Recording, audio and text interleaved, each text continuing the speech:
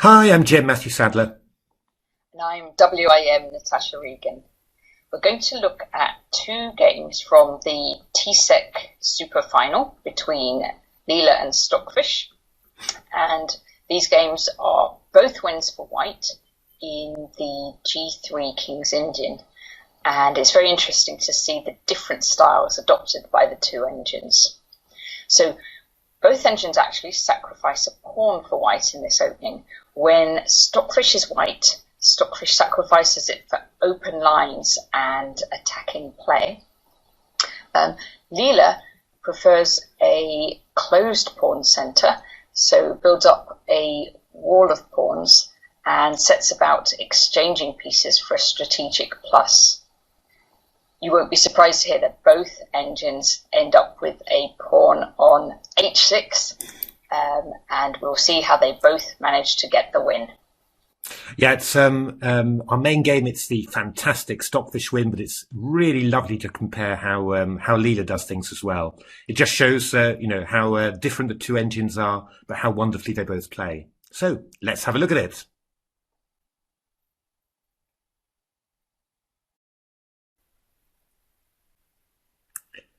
Okay, let's have a look at this game. A really great game.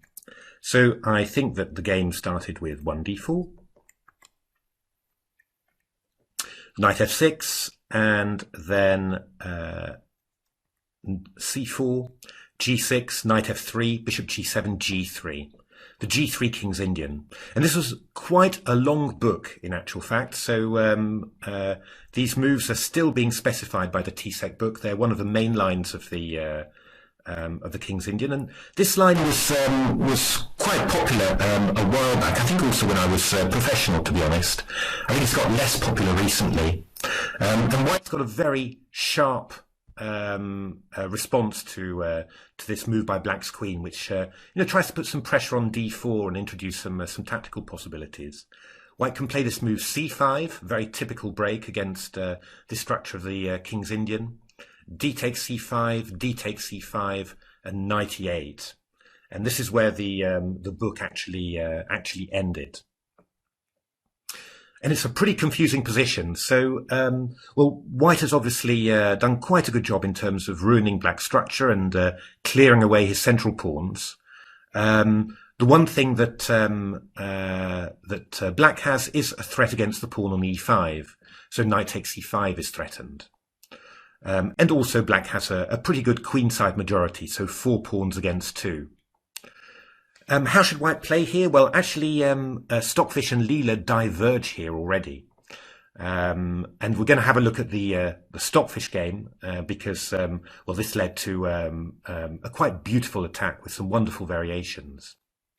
Stockfish played one of the main moves, which is knight a4. And the point of this move, attacking the Black queen on b6 and essentially saying that if Black captures the pawn on e5, then White wants to capture the pawn on c5 back and not lose a pawn. And in the resulting position, White would be slightly better.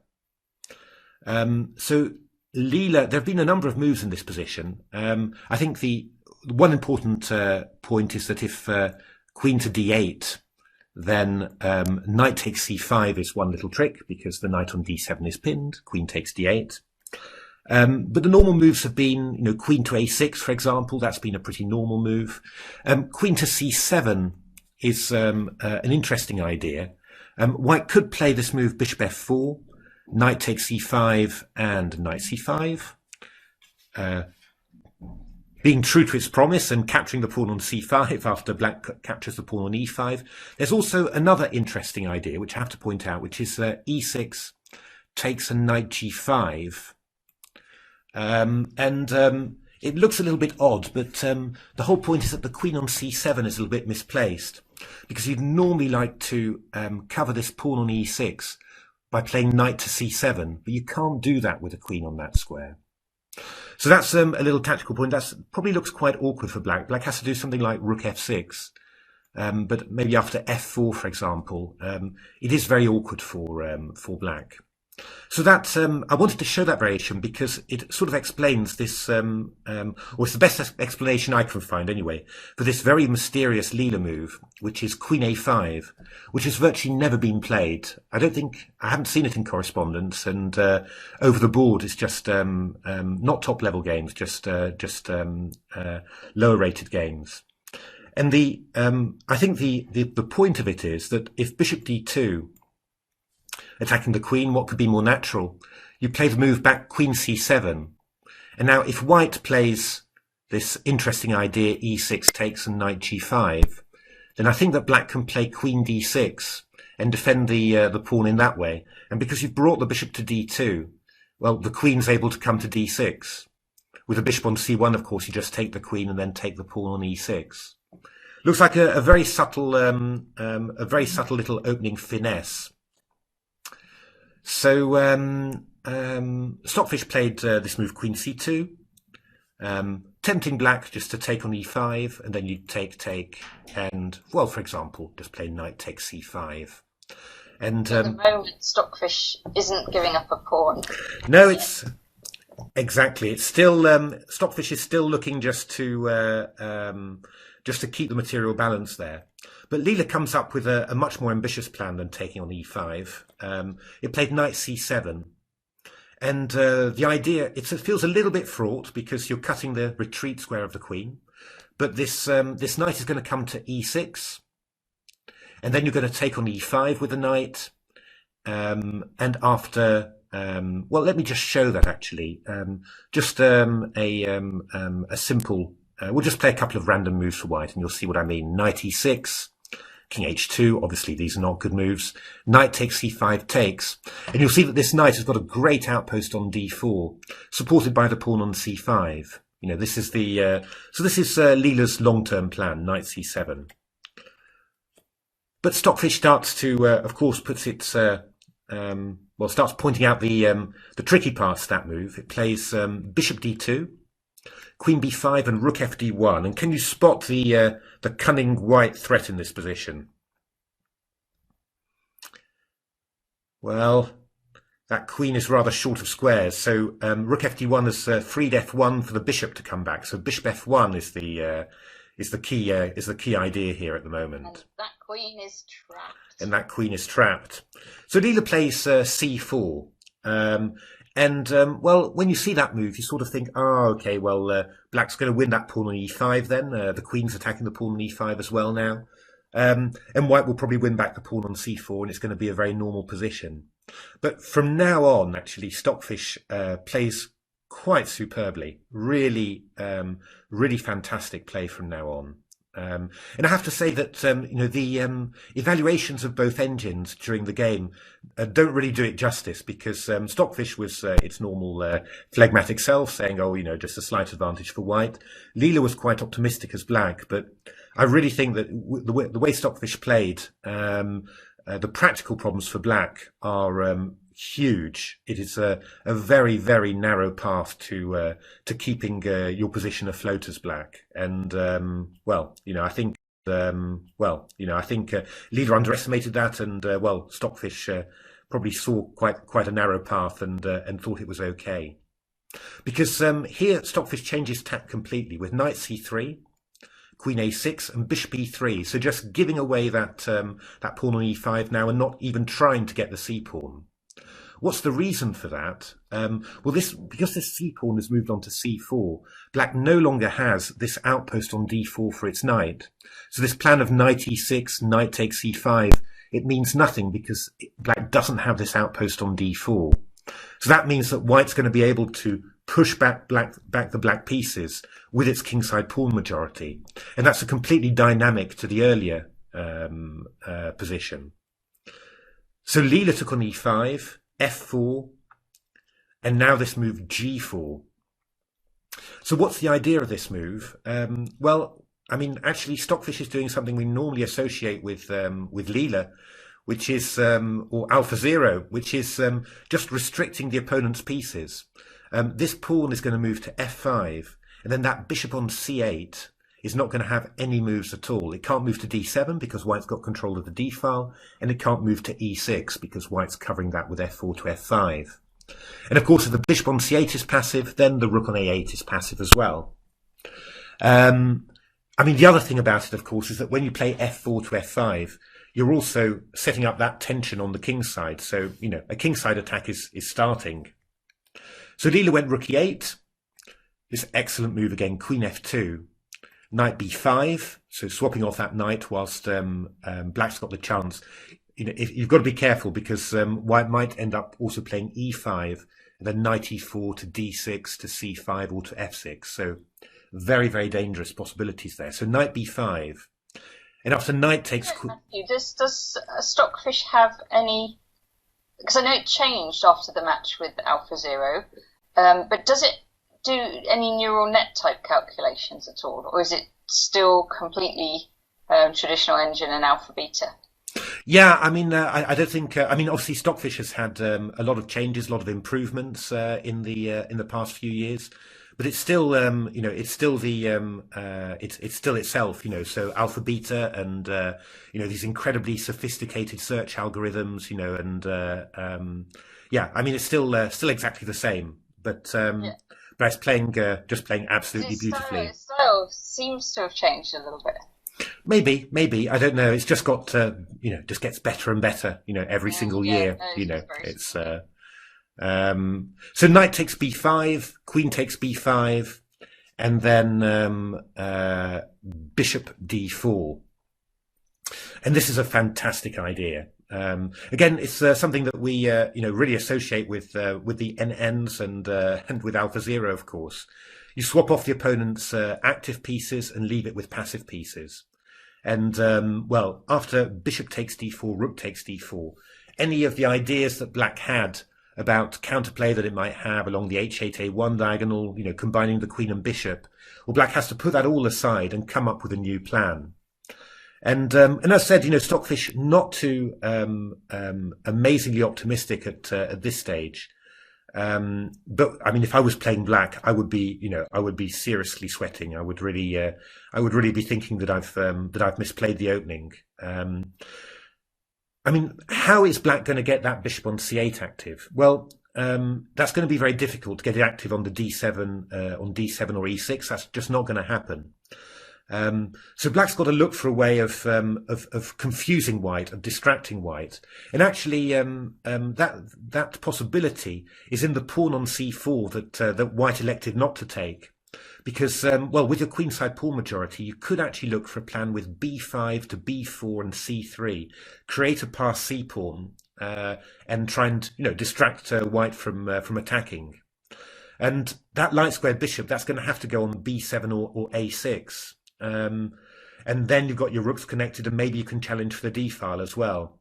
The only thing is, you know, when my bishop goes to b7, as we'll see in the game, then white gets this square d7 for the rook. So, I mean, every move that you're playing is actually, it has the feeling of, first of all, I'm playing on the queen side whilst Stockfish is looking at my king side, which is, you know, obviously very worrying. And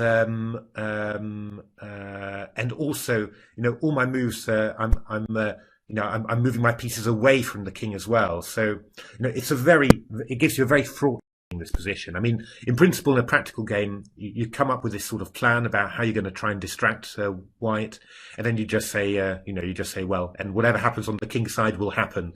I can't do much about that. Yeah, so it's going to be a big race with black trying to generate that queenside counterplay as quickly as possible. And it looks like at the moment black's still a couple of moves before it's going to be developed. So white maybe has the head start, but we'll see in this game black also does generate play very quickly.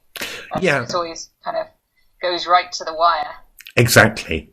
So f5 was played. A good move, stopping the bishop from developing and also introducing some tension into the king side. b5 and rook d1. And now Leela played a move that I didn't understand really. It played bishop a6. Well, I mean, you understand it, but just for me, the first natural thought was, shouldn't black play this move b4? get our queenside play rolling, and also keep the bishop on c8 as long as possible, covering d7. Well, in actual fact, there is another threat in the position, which is this move e5. And this is extremely dangerous. Now, in my Fat Fritz Stockfish rapid matches, Stockfish said that actually it was necessary to play bishop f5 and rook e5 to avoid getting mated, basically. That was what it was saying, which shocked me greatly, I have to say. I thought it might be serious, but not that serious. But in actual fact, this is also lost for black. Fat Fritz managed to win quite a few of these. But what's the tactical point? Well, if queen takes e5, we've got this very unpleasant move, rook e4. And you notice that, well, the bishop's on c8. There's nothing protecting the rook on e8, so the rook on e8 is lost. And rook e5, you've got this idea, rook d8 check, king g7, f6 check, king h6. And now it's very important that you've played rook a d1, because now you've got rook d4, stopping black from exchanging off queens and preparing queen h4 check. So that's very, very important. That's why actually, because I was thinking when I saw that idea, I thought, well, couldn't white play e5 immediately? But here black can actually black can do a number of things, but black can also just play g takes f5. And if g takes f5, now you can play rook takes e5, check, king g7, and well, because you've got this threat of exchanging off queens, you're not in too bad shape. This was the main computer line, and it seemed to be okay for black, although it still looks a trifle uncomfortable. But that's why white played rook a d1 to have this resource e5, and that's why black played bishop a6 in this move order, just to avoid this threat of e5. So now Stockfish plays another clever move. It plays this move a3 just to slow down that black counterplay. And it's particularly effective because black's played bishop a6, so black can't play a5 to play b4. So it looks like it's going to be a big problem for black to get a passed pawn on the queen side. Rook b8, a good general move, still threatening b4, and also means that if the bishop retreats to b7, it will be protected, so rook d7 won't gain a tempo. Again, it's a great engine defensive move. But now Stockfish decides that enough is enough. It's time to go for the king side, with a march of the rook's pawn, of course. h5 is coming in. So, and here apparently this was the decisive error. More or less, but actually Stockfish is the only one that sees it and understands it. It is absolutely incredible, and I have to say that I spent I think 25-30 minutes looking at the crucial position without computer aid, and well, it took me that long before I was able to understand Stockfish's idea in the crucial position. It really is that good. I mean, it's that complicated, that difficult. So here, apparently, the best move to play was to play b4. Now, it's a bit of a shame because it means that you're not going to get a powerful passed c-pawn. But it does, after rook d2, you've got this good move, queen c5. And it does give black the opportunity to activate the rook with, for example, rook b3. And this somehow seems to hold together for black, just as black for counterplay. But they are quite uncomfortable positions. For example, in my Stockfish Fat Fritz matches, Fat Fritz played rook b4, and well, the game continued rather brutally with e5 in this position, which led to a great finish, I have to say. Have a look at this one. Rook e5, rook g4 check, king h7. It doesn't actually look that amazingly dangerous. That's the thing. But there's this great shot, rook g7 check. And if king g7, then again the power of a pawn on the opponent's third rank, and giving rise to all sorts of mating threats. We've got f6 check, king h7, and then very simply queen c5 and bishop e4. And after king g8, rook d8 is made. So you've given up a whole rook but you get checkmate. Yeah, to exchange off queens and get checkmate. You know, that's really, yeah, really amazing. Really amazing, this. I have to say, you know, as I said every time, but really, you know, fantastic way of training this, getting, you know, Stockfish to play against the NN that you've got, and then just, well, just seeing the fireworks fly. There's some amazing games. So what Leela did was risky, but extremely logical in actual fact. Leela played this move, bishop b7, and what's the idea of that? Well, Leela spotted, of course, that there's a square on e5 available for the queen, and that is a fantastic defensive square because, well, it's black's dark squares that are the weakest, of course, after the exchange of dark square bishops with bishop d4. And that queen on e5 defends all of them and can't be driven away. Now, once the queen moves to e5, we're going to be able to play c6 to c5, which activates that light squared bishop finally. And then after c6 to c5, we'll be able to have b5 to b4. We'll get that support of the b pawn, and that'll give us c4 to c3, you know, to create a pass c pawn. Now it takes. Things all turning round. Well, now better in this position. Well, I mean, it's. You know, you do understand that it's a bit odd. I mean, you've played bishop a6 to b7. You're wasting time, and well, look at the storm clouds gathering on the king's side.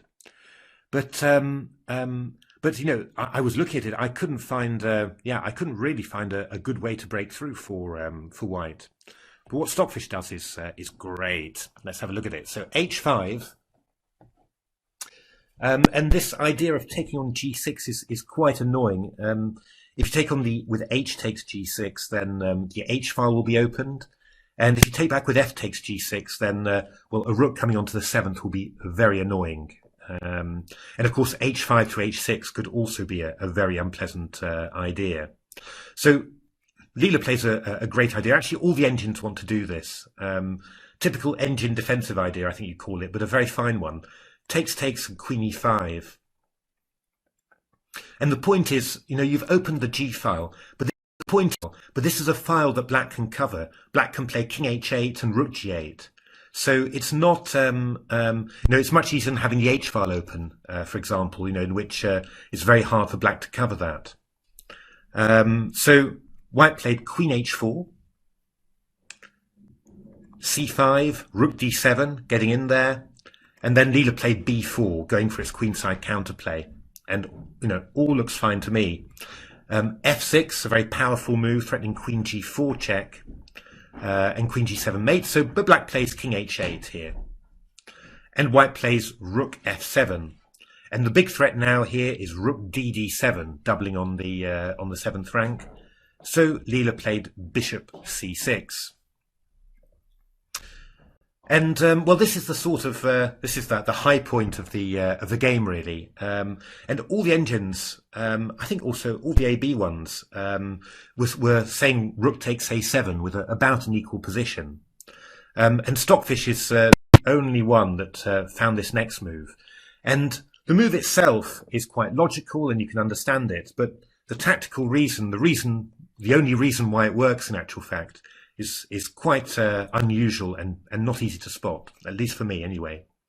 So Stockfish played rook g7. Now, pretty logical move. Obviously, black's got some counterplay on the g file if black plays rook g8.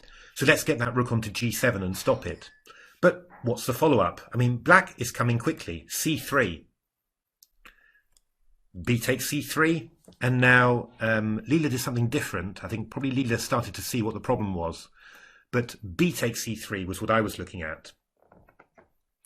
And, yeah, I mean, how are you actually going to do this? I mean, I was trying to chase away, first of all, the queen. I was trying to chase the queen away from e5, you know, playing a move like rook g5. But there's this intermediate move, c2, which is very, very annoying. So attacks the rook on d1, the rook moves away. You play queen c3, and already, you know, you're threatening c1 queen. And, you know, that queen on the long diagonal, you sort of think with white, you know, my main idea is going to be to play f7 and get my queen into f6, checkmate that rook on h8. But I can't. I just can't get it there. But what's the idea? Well, the idea is fantastic. So rook f1, defending the pawn on f6, c2, and queen g4. That's not too difficult to spot. We're threatening a nice little typical cheapo here. Threatening rook takes h7 check, followed by queen g7 checkmate. That's right. I mean, if we just throw a move in like this, then rook h7 takes and queen g7 is mate. Nah, not too difficult. So black's got this move, rook g8. And this actually looks quite tricky. You're covering this this square on covering the g7 square. You're actually threatening to take that rook on g7. And you're also threatening something like c1 queen as well. So white plays h6. And what is black going to do here? Well, the move that I was looking at the most was this move c1 queen. So I want to force white to play rook takes c1, and then I'll play queen takes f6. I've destroyed that that initial white pawn on black's third rank, and I'm also threatening queen h6. It looks like I'm actually just liquidating here. But this is where the genius comes in. So rook g8 check, rook g8, queen g7 check. But this was the thing that really did my head in, actually, because in all the puzzles that you see in tactical puzzle books, the solution after rook takes g7 would be to play f takes g7, king g8, and then give mate with the rook on f8. But because you've played rook is pinned. Yes, because you've played c1 queen. That's right. It's just not possible. But you've got another one. You play h takes g7 check, king g8, f7 check, takes, f8 queen, king there, and rook c1, and you're just completely winning. I think Stockfish says mate in 9 or something like that. So a quite incredible combination, but this is so pinpoint precision stuff, because if white doesn't have that, then white doesn't actually have very much at all. So and that the Stockfish was spotting this so far in advance. Really incredible. I mean, just shows the tactical power of Stockfish. Quite amazing. And if black had just one extra move in this position, then that would be enough for that c pawn to show how powerful it is. Yeah, I mean, it's in a way, looking at the position after move 25, before black plays queen c5, you really felt it was a very long way away. It's amazing how quickly Leela's managed to generate that counterplay, but yeah, I mean, Stockfish, this is just incredible. You can't fight against this. So rook f8, rook f1 takes, and h6 was played. Yeah, I think queen g4 is still coming in. So Leela decided that it was necessary to give away a piece like this, and then go for this counterplay with c2, which again, in a rapid game, I think I would be feeling the stress here as white, just with that pawn, because it's still very dangerous. But there's one very big thing that's really annoying white, annoying black rather, and well, we'll show it to you. Stockfish plays some good strengthening moves.